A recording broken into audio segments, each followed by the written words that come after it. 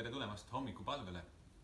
Ja täna hommikupalvust ma alustan ikka piibli tekstiga ja loen piiblist siis Markuse evangeeliumist ühe jupi. Markuse 12. peatükist.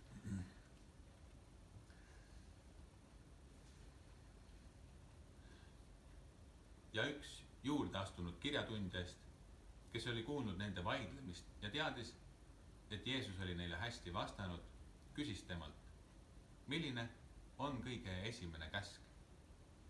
Jeesus vastas, esimene on, kuule Iisrael, issand, meie Jumal on ainus issand. Ja armasta issandat oma Jumalat kogu oma südamega ja kogu oma hingega ja kogu oma mõistusega ja kogu oma jõuga. Teine on see, armasta oma ligimest nagu iseennast. Mingit muud neist suuremat käsku ei ole.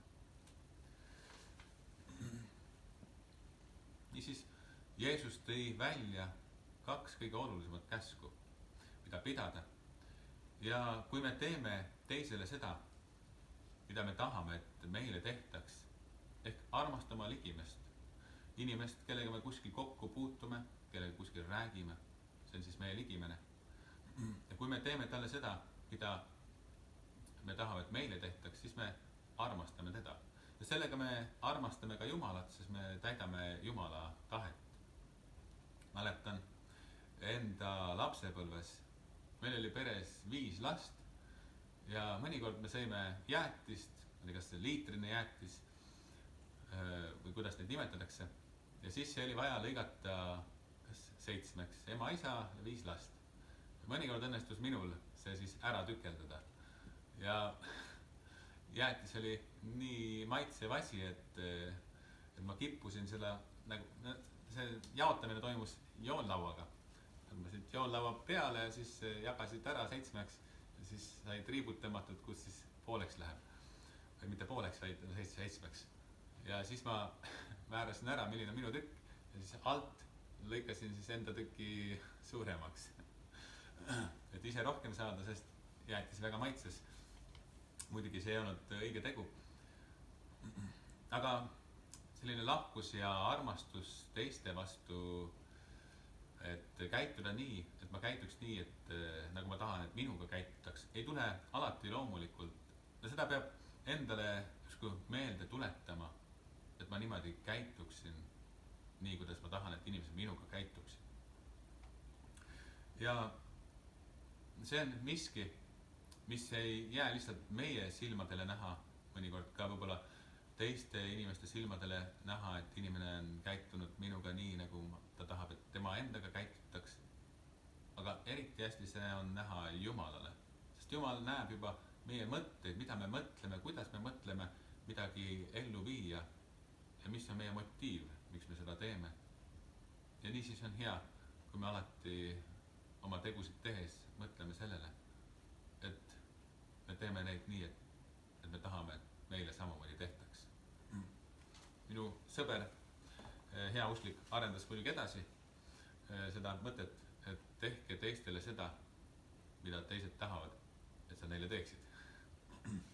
Need on need algusmõtted. Ja nüüd laulame 2 laulu. Esimene laul, ära mine minust mööda.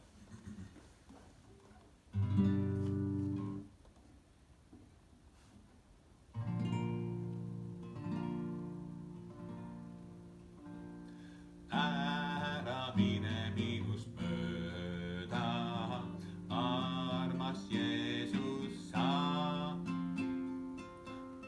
Võta minu palve kuulda, siin nüüd palun ma.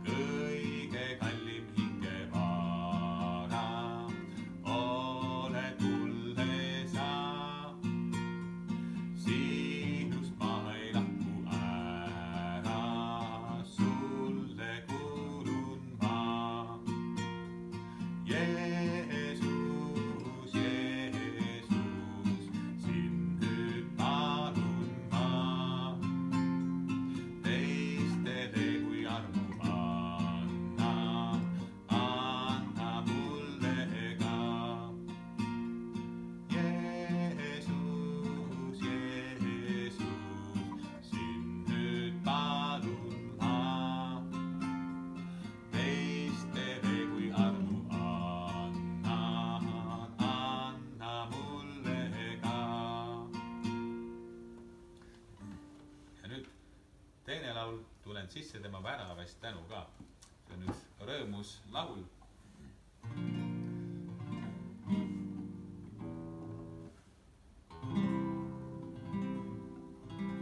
Tulen sisse tema väravast tänuga, tema õuedesse ülistades. See on päev, mille tegi Jehova, ma rõõmustan aina Issanda. Rõõm täidab mind, ma rõõmustan Issandas Jeesuses. Rõõm täidab mind, ma rõõmustan aina Issanda. Tulen sisse tema väravast tänuga, tema õuedesse ülistades. See on päev, mille tegi Jehova, ma rõõmustan aina Issanda. Rõõm täidab mind, ma rõõmustan Issandas Jeesuses. Rõõm täidab mind, ma rõõmustan aina Issanda. Rõõm täidab mind, ma rõõmustan Issandas Jeesuses. Rõõm täidab mind, ma rõõmustan aina Issandas. Nii, see laul siis tuletab meelde meile seda, et Issand Jeesus annab rõõmu ja kui temale mõelda, temast lugeda ja temale pühendada aega, siis sealt tuleb ka rõõmu. Mäletan, kunagi olin ühtedel katsete üks väike osa oli seal ka 20 kilomeetrine siuke rännak aja peale seljakotiga. Ja ma olin rännaku lõpus, mõned kilomeetrid olid veel jäänud, keha oli nii läbi. Ja siis ma hakkasin Jumalat ülistuslaule laulma ja kiitma Jumalat. Ja selle hetkel, kui ma hakkasin kiitma, olin mõnda aega kiitnud ja laulnud neid laule Jumalale selle rännakul, siis tohutu energia tuli minu sisse ja rõõm, nii et ma hakkasin selle lõpus veel jooksma. Et see oli mulle endale suur ületus, kuidas Jumal tolle hetkel täitis ülevoolava rõõmu ja energiaga. Nii, aga nüüd lähen siis sõnumi juurde. Ja loen loo alguseks. Isa ja tütar mängisid pargis. Tema noor tütar märkas õunamüüjat. Ta palus oma isale osta talle üks õun. Isa ei võtnud endaga palju raha kaasa, aga tal oli just paras jagu, et osta 2 õuna. Nii ta siis ostis 2 õuna ja andis oma tütrele. Tütar hoidis õunu, üks ühes ja teine teises käes. Siis isa küsis, et kas ta jagaks 1 õuna temaga. Seda kuuldes hammustas tütar ühest õunast tüki ja enne kui isa ütles midagi, hammustas tütar ka teisest tüki. Isa oli üllatunud. Ta mõtles endamisi, et mis viha ta tegi oma tütart kasvatades, et ta nii ahnel viisil käitus. Tema mõistus oli mõtetesse kadunud, et võib-olla ta lihtsalt mõtleb liiga palju ja tütar on liiga noor, et veel ei mõista jagamist ja andmist. Naeratus oli tema näolt kadunud. Ja korraga tema tütar õuna käes hoides ütles, isa, võta see on palju mahlasem ja magusam. Isa oli sõnatu, tundis end halvasti, et jõudis väikese lapse suhtes nii kiiresti otsuseni. Aga tema naeratus tuli nüüd tagasi, kui sai teada, miks tema tütar nõnda kiirelt kummastki õunast tüki hammustas. See on armas lugu, mis räägib sellest, kui valesti võime teise inimese kohta mõelda, otsustades tema välise käitumise järgi. Lastel juhtub ilmselt valesti mõistmist vanemate poolt üsna tihti. Kui lapsed omavahel tülitsevad, siis sekkuv täiskasvanu sageli ei tea, kuidas tüli alguse sai. Ka lastele pahandused on sageli mõeldud hoopis loominguliste plaanidena või sündinud heade plaanide tagajärjel. Teod on elus väga tähtsad ja nende järgi me saame aimu, milline inimene on. Ka Jumala jaoks inimese teod on väga olulised. Piibel õpetab käitumise ja heade õigete tegude kohta palju. Jumal võtab arvesse inimese tegusid, aga mitte ainult. Jumal näeb sügavale inimese südamesse. Piibli laul 139 algab sõnadega. issand, sa uurid mind läbi ja tunned mind. sina tead, millal ma maha istun ja millal ma tõusen. sa mõistad kaugelt ära mu mõtted. sõna ei ole mu keelel, kui ennäe sina, issand, tead selle kõik ära. Jumal ei näe mitte ainult meie tegusid, vaid ka meie mõtteid. Ja tegelikult ka meie südant, meie motiive ja hoiakuid. Tema teadis kohe, mida väike tüdruk mõtleb ja plaanib, kui hammustas mõlemat õuna. Ta nägi tema siiras soovi anda oma isale parem õun. Tema lapselikku siirust, millega ta püüdis kindlaks teha, kumb õun on parem. Lapselik siirus ja ausus on omadused, mida Jumal väga hindab. Meie inimestena näeme lastes palju ebatäiuslikkust ja see on tõsi, et lapsi peab õpetama ja juhatama, kuidas käituda ja kuidas teistega arvestada. Ja palju asju on, mida lapsed peavad õppima.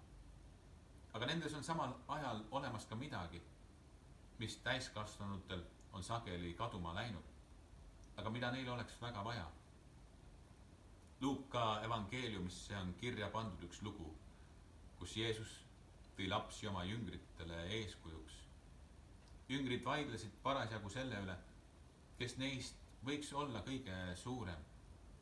Jeesus ei kuulnud seda vestlust, aga on öeldud, et ta teadis nende südame mõtteid.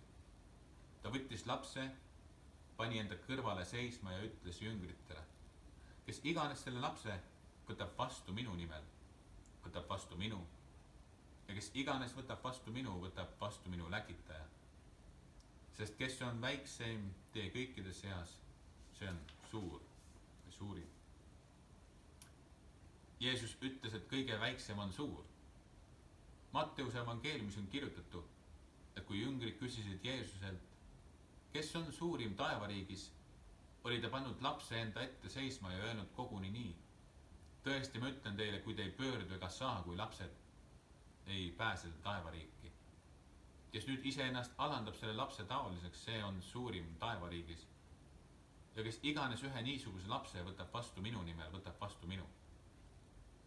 Lapsed olid tollases ühiskonnas täiskasvanutest vähem olulised ja nendega võrdlemine võis tähendada alanlikkust. Seda, et inimene ei arva endast rohkem kui teistest.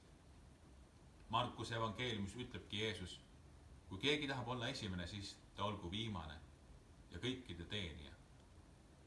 Aga Jeesus mõtles lapsi eeskujuks tuues veel midagi enamat. Kui Jeesuse juurde toodi lapsi, et ta neid õnnistaks, siis ta ütles, kes iganes Jumala riiki ei võtta vastu, nagu laps ei saa sinna. Laste mõtlemine on enamasti rikkumata, vahetu ja siiras. Nagu see väike tüdruk, ta tahtis isal anda paremat õuna, ega hakanud seejuures keeruliselt mõtlema, kuidas kindlaks teha, kumb on parem. Kõige kindlam oli ise järele proovida ja seda ta tegi. Meie muidugi täiskasvanutena teame ja mõtleme, et nii ei sobi käituda. Ei ole viisakas teisele anda hammustatud õuna.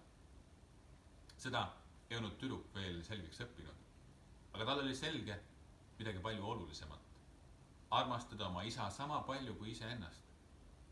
See on kõige olulisem käsk Jumala armastamise kõrvale.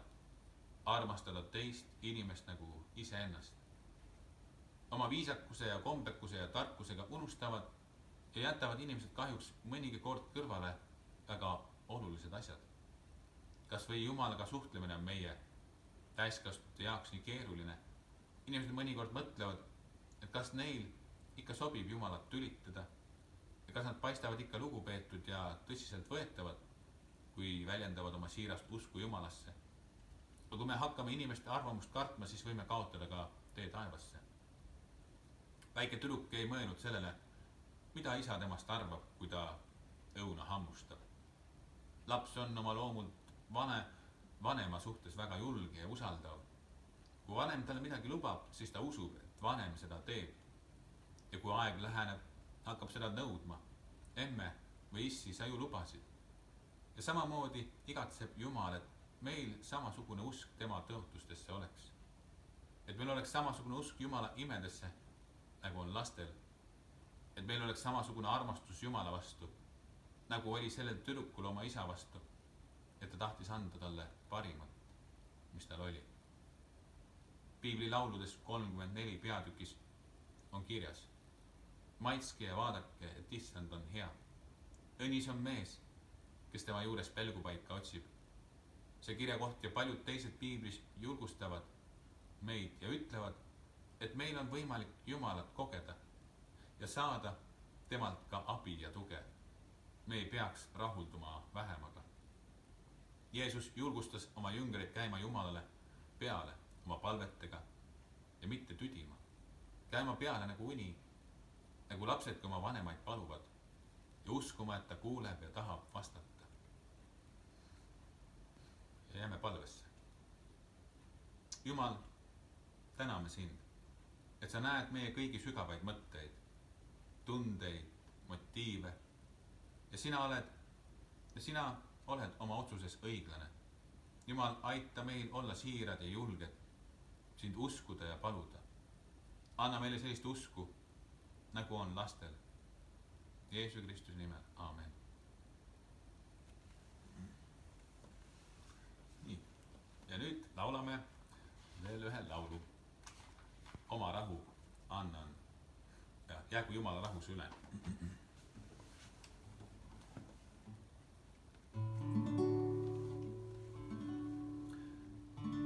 Jäägu Jumala rahu su üle, tema armastus rõõm täitku sind, tema valguses käib, kõiges loodada peab, tema arm jäägu hoidma sind teeb. Tema arm jäägu hoidma sind teeb. Jäägu Jumala rahu su üle, tema armastus rõõm täitku sind, tema valguses käib, kõigest loodada peab, tema arm jäägu hoidma sind teeb. Tema arm jäägu hoidma sind teeb.